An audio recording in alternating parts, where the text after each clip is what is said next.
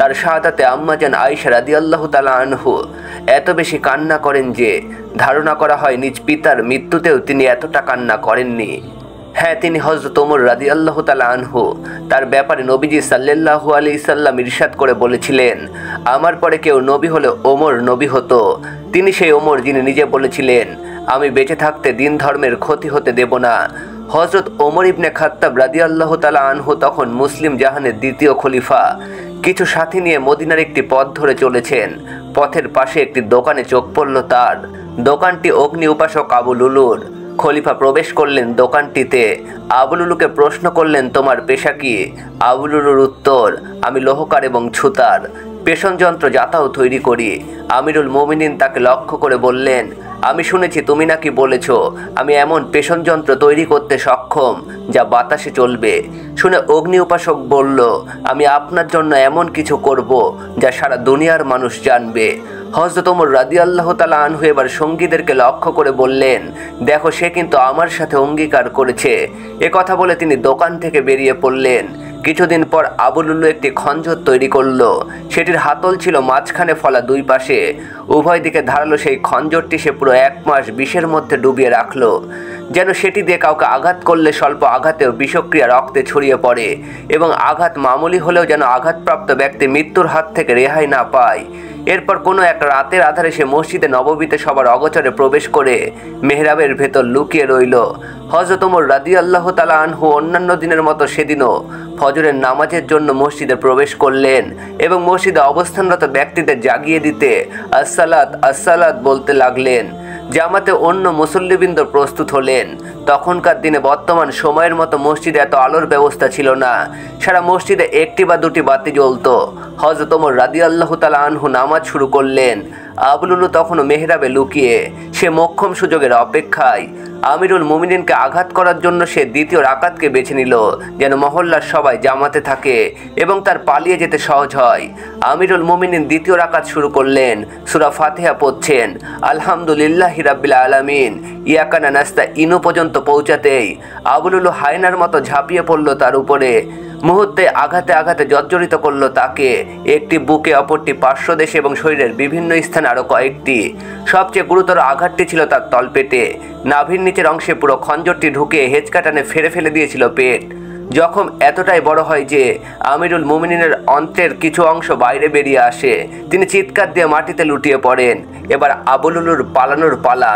নামাজের কাতারে থাকা মুসল্লিদের বিষাক্ত খঞ্জর দিয়ে ডানে বায়ে আঘাত করতে করতে দরজার দিকে এগিয়ে যায় সে। এ সময় মোট 13 জন মুসল্লিকে আঘাত করে আবু লুলু। এর মধ্যে 7 জনই তৎক্ষণাৎ শাহাদাত বরণ করেন। তাকে ধরতে অন্যরা পিছু নিলে রক্তাক্ত খঞ্জন নিয়ে সে ঘুরে দাঁড়ায় এবং কেউ কাছে এলেই তাকে আঘাত করতে উদ্যত হয়। হযরত আব্দুর রহমান ইবনে আউফ রাদিয়াল্লাহু তাআলা আনহু তার নিকটবর্তী হয়ে গেলেও তাকে আঘাত করতে উদ্যত হয় আবু লুলু। তিনি একটু পিছিয়ে আসেন এবং নিজের গায়ে চাদরটি খুলে ছড়িয়ে সেটি ছুঁড়ে দেন আবু লুলুর দিকে। চাদরটি তার শরীরের ওপর গিয়ে পড়ে এবং শরীর আবৃত করে ফেলে। এক পর্যায়ে তার পুরো শরীর জড়িয়ে যায়। এবার সাহাবীরা তার দিকে এগিয়ে যায়। আবু লুলু বুঝে ফেলে সে ধরা পড়ে যাচ্ছে এবং আর রেহাই পাবার সুযোগ নেই। এবার নিজের গলায় বিষাক্ত ছুরিটি চালিয়ে দেয় এবং মৃত্যুর কোলে ঢলে পড়ে। তারপর সংক্ষিপ্ত দুটি সূরা দিয়ে নামাজ শেষ করা হয়। হযরত আব্দুল্লাহ ইবনে ওমর রাদিয়াল্লাহু তাআলা আনহু বলেন, আমরা আমিরুল মুমিনিনের কাছে গিয়ে দেখি তার ক্ষতগুলো থেকে অনর্গল রক্ত ঝরছে। আমি রক্ত বন্ধ করার জন্য আমার হাতটি তার তলপেটে চেপে ধরতে চাইলাম, কিন্তু ক্ষতটি এত বড় ছিল যে আমার হাত তার পেটের ভিতর ঢুকে যায়। তৎক্ষণাৎ আমি নিজের পাগড়ি খুলে আব্বাজানের ক্ষতস্থানে বেঁধে দিই। ততক্ষণে তিনি জ্ঞান হারিয়েছেন। আমরা তাকে নিয়ে বিছানায় শুইয়ে দিই। আমিরুল মুমিনিন শয্যাশায়ী। আমরা তার জ্ঞান ফেরানোর জন্য নানাভাবে চেষ্টা করতে থাকি, কিন্তু কিছুতেই তার জ্ঞান ফিরছিল না। এভাবে অনেক সময় কেটে গেল। সূর্য উদিত হলো। একজন বুদ্ধি করে তার কাছে গিয়ে উচ্চস্বরে বলতে শুরু করলেন, আসসালাতিয়া আমিরুল মুমিনিন। একসময় আমিরুল মুমিনিন চোখ খুললেন, ডানে এবং বায়ে তাকালেন। উপস্থিত সবার চোখে অশ্রু। পর্দার ওপর থেকেও চাপা কান্নার শব্দ ভেসে আসছে। নিজের শরীর ব্যথায় ভারী, পরনের পোশাকে ছোপ ছোপ রক্ত। এমত অবস্থায় জ্ঞান ফিরলে আমিরুল মুমিনিনের প্রথম প্রশ্ন, মুসল্লিরা নামাজ পড়তে পেরেছেন? তোমরা সালাত আদায় করেছো? সবাই সমস্যারে জবাব দিল যে আমিরুল মুমিনিন, আমরা নামাজ আদায় করেছি। তাদের জবাব শুনে তিনি বললেন, আলহামদুলিল্লাহ, যে ব্যক্তি নামাজ ছেড়ে দেয় ইসলামে তার কোনো অংশ নেই। হযরত ওমর রাদিয়াল্লাহু তাআলা আনহু এবার পুত্র আব্দুল্লাহর কাছে অজুর পানি চাইলে সবাই ধারণা করলো হয়তো তিনি পান করার জন্য পানি চাইছেন, কিন্তু না, তিনি অজুর পানি চেয়েছেন। তিনি বললেন, আমাকে অজুর পানি দাও, আমি ফজরের নামাজ শেষ করতে পারিনি। পানি আনা হলো। আমিরুল মুমিনিন অজু শেষ করে বললেন, আব্দুল্লাহ, আমাকে বসিয়ে দাও। হযরত আব্দুল্লাহ ইবনে ওমর রাদিয়াল্লাহু তাআলা আনহু বললেন, আব্বাজান, আপনি এভাবে নামাজ আদায় করতে পারেন। হযরত ওমর রাদিয়াল্লাহু তাআলা আনহু কঠোর হয়ে পুনরায় নিজেকে বসিয়ে দেওয়ার নির্দেশ দিলেন। আব্দুল্লাহ ইবনে ওমর রাদিয়াল্লাহু তাআলা আনহু বলেন, আমি তাকে বসানোর জন্য তার পিঠ কিছুটা বাঁকা করতেই তলপেটের ক্ষত দিয়ে কিছু অন্ত্র বেরিয়ে এলো। ফলে আবার তাকে শুইয়ে দিলাম এবং পাগড়ি দিয়ে আবার ক্ষতস্থান ভালোভাবে বেঁধে দিলাম। হযরত ওমর রাদিয়াল্লাহু তাআলা আনহু নামাজ শেষ করলেন। নামাজের পর ইস্তেগফার করলেন এবং জিকির দোয়া পাঠ করলেন। এবার উপস্থিত ব্যক্তিদের দিকে তাকিয়ে প্রশ্ন করলেন, আমাকে আঘাত করেছে কে? নামাজ শেষ করার আগ পর্যন্ত তিনি নিজের আঘাত সম্পর্কে একটি প্রশ্নও করেননি।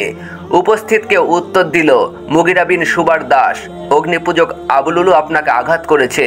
এ কথা শুনে তিনি বললেন, আলহামদুলিল্লাহ, এমন ব্যক্তি আমাকে হত্যা করেছে যে এক আল্লাহর জন্য একটি সেজদাও করেনি। তিনি কোনো মুসলিমের হাতে আঘাতপ্রাপ্ত না হওয়ায় এ শুকরিয়া আদায় করেন।